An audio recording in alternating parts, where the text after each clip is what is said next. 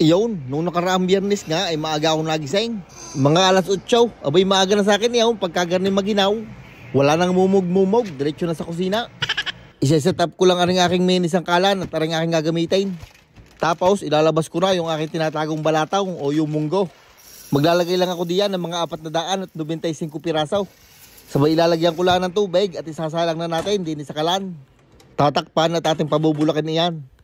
At habang nakasalang ng ating balataw, magagayat na ako din ng mga panggisa.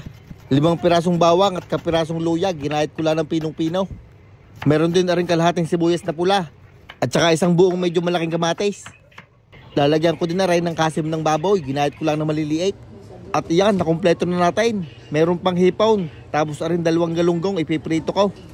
Dini sa kalan, nagsalang na ako ng kaserola. Nung uminit, nilagyan ko ng mantika, avocado oil ang aking gamit. At una ko ng ginisa ay aring baboy, papupula-pulahin laang. At pagka medyo tostado na, ilalagay na ang luya, bawang, kamatis, lahat na, ilagay nyo na. Bigay isa-isahin pa, doon din ang punta niyan.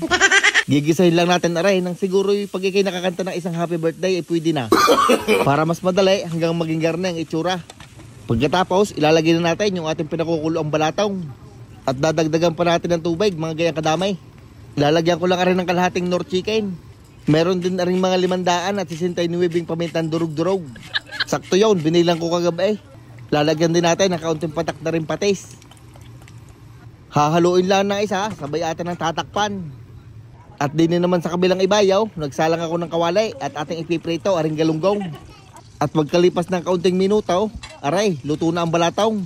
Sabog-sabog na kaya pwede na natin lagyan ng spinach. Mas mainam din kung malunggay ang ilalagay kung mayroong kayaw. Medyo mahirap makakuha din kaya spinach na lang ilalagay ko. Yan, pwedeng-pwede na nga rin ating balatong o yung ginisang munggo. Hihinaan ko lang ng apoy at tayo may ilalagay pang isa. Nung malapit na nga maluto ang galunggong, nagprito na rin ako ng mga hipon. Madali lang naman na rin maluto, ay pag bumaloktot ay pwede nang ahunain. At pagkaluto ng hipon, inilagay ko na din sa balatong. Hinagisan ko na rin pala ng isang siling green. At pagkagarni na ay pwede nyo nang patayin ng kalan bago pa ma-overcook ang hipon. At arin na nga, kumpleto na nga ating balatong o yung ginisang munggo. Nagtakal na nga ako ng isang order din sa mangkok. At para sumarap pa lalagyan ko naman ng chicharon. Yung iba isinasama na sa luto ng balatong. Aring akin ay hindi para crispy pa.